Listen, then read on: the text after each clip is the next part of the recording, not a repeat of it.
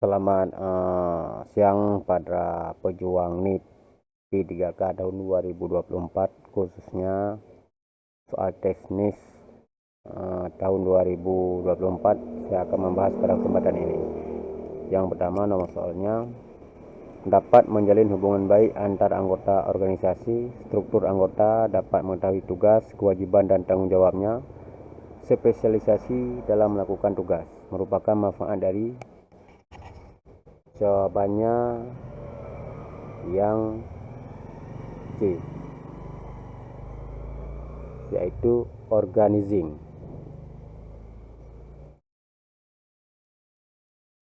Kemudian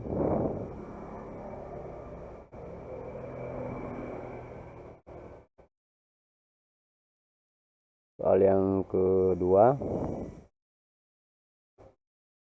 menentukan sumber dana yang diperlukan, mengalokasikan sumber keuangan yang ada pada segala aktivitas perusahaan atau penyusunan anggaran pengeluaran, dan melakukan pengawasan terhadap pengguna dan pemanfaatan keuangan merupakan langkah yang ditempuh oleh manajemen produksi karena berhubungan dengan penyusunan anggaran dan pengawasan terhadap penggunaan pemanfaatan. Jika menemukan kata-kata tersebut, adanya kata mengalokasikan, menyusun, serta pengawasan dan pemanfaatan, berarti itu menyangkut dengan tugas keuangan karena berhubungan dengan uang. Jadi jawabannya adalah yang C.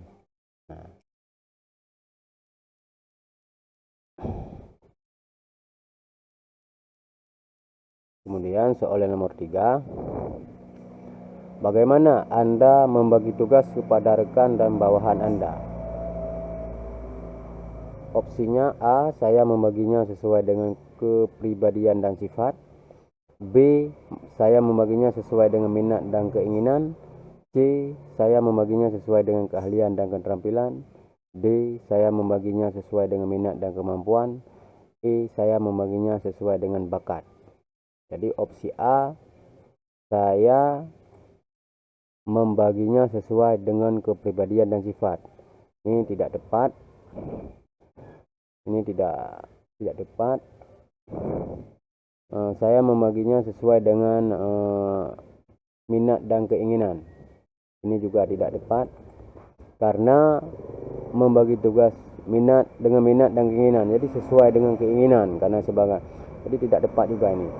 Saya membaginya sesuai dengan keahlian dan keterampilan. Ini termasuk, kita cari opsi yang keempat, saya membaginya sesuai dengan minat dan kemampuan. Ini juga tidak masuk. Dan saya membaginya sesuai dengan bakat. Jadi yang jawaban yang tepat dalam nomor 3 ini adalah saya membaginya sesuai dengan keahlian dan keterampilan. Jadi jawaban yang benarnya adalah yang C. Kemudian kita lanjut soal yang keempat, vendor atau pihak ketiga melaporkan bahwa proyek yang sedang dikerjakan tidak mencapai target tepat waktu. Tindakan yang saya lakukan: A, meminta bukti untuk dilaporkan kepada atasan. B, meminta vendor untuk menyelesaikan pekerjaan tepat waktu. C, meminta bukti yang lengkap untuk didiskusikan dan dicarikan solusi. D, meminta bukti yang lengkap untuk dilaporkan kepada atasan bahwa vendor kurang baik. E, meminta alasan kenapa vendor mengapa pekerjaan tidak selesai tepat waktu. Jawaban yang tepat pada nomor 4 ini adalah yang D. Yang D. Yang D, meminta bukti yang lengkap untuk dilaporkan kepada atasan vendor kurang baik.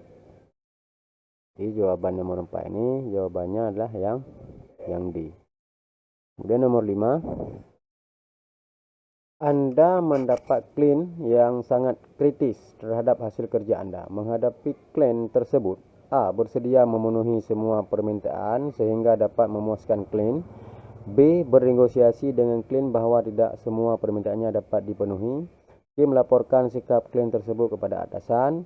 D. Meminta atasan untuk menambah pegawai yang dapat membantu klien tersebut.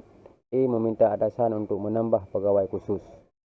Di opsi yang nomor 5 ini jawabannya B.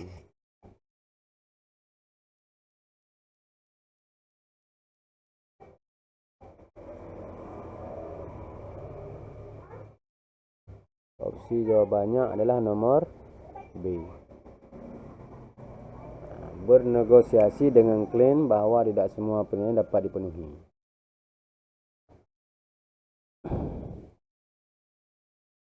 Soal yang nomor 6. Saya mampu menuntaskan tugas sebelum batas waktu yang ditetapkan. Saya memiliki waktu senggang pada jam kerja. Biasanya waktu tersebut digunakan untuk A. Membaca buku yang dapat mendukung pekerjaan saya. B. Menawarkan bantuan kepada rekan kerja. C. Memiliki kembali hasil pekerjaan saya. D. Bersosialisasi dengan rekan-rekan sekantor. E. Bersosialisasi dengan rekan-rekan dari tim berbeda. Jadi kita diminta, saya mampu menentukan tugas sebelum. Jadi saya mampu menentukan sebelum batas waktu ditetapkan. Saya memiliki waktu tenggang. Jadi saat kita waktu tenggang pada jam kerja, biasanya waktu tersebut digunakan untuk apa? Jadi yang tepat jawabannya nomor 6 ini ialah A. Membaca buku-buku yang dapat mendukung pekerjaan saya. Ini opsi yang paling tepat ini. Jika kita menawarkan kepada bantuan kepada kerja lain, kadang orang lain tidak membutuhkan bantuan. Jadi jawaban yang tepat adalah A. Kita lanjut nomor 7. Suatu hari ada seorang klien berkebangsaan asing menemui Anda untuk berkonsultasi. Anda tidak mengerti bahasa yang ia gunakan. Sikap Anda: A. Menolak untuk menemuinya kerana takut tidak paham. B. Menyuruh rekan Anda yang memahami bahasa asing tersebut untuk menemuinya. C. Meminta bantuan rekan Anda yang memahami bahasa orang asing tersebut untuk menerjemahkan ketika Anda sedang berbicara dengannya. D. Berpura-pura memahami pemberitaannya. E. Meminta orang asing tersebut untuk datang lain kali dan membawa penerjemah.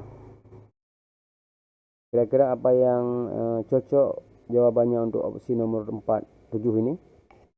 Kita berhadapan dengan seorang kewargaan negara asing yang tidak mengerti bahasa. Jadi sikap kita bagaimana? Sikap kita ialah yang C. Meminta bantuan rekan Anda yang memahami bahasa orang asing tersebut untuk menerjemah ketika kita sedang berbicara dengannya. Jadi jawaban yang paling tepat adalah yang D. Kemudian nomor 8.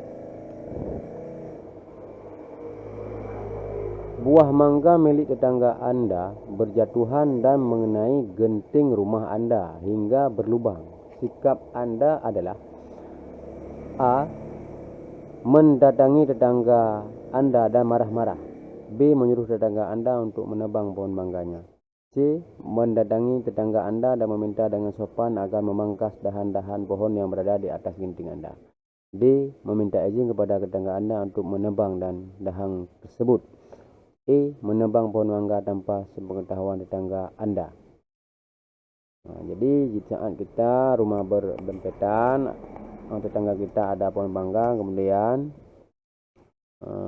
buah mangga berjatuhan ke atap kita sehingga berlubang, tentunya kita merasa rugi. Bagaimana sikap kita dengan tetangga tersebut? Jadi yang tepat adalah C. Menebang pohon mangga tanpa sepengetahuan tetangga.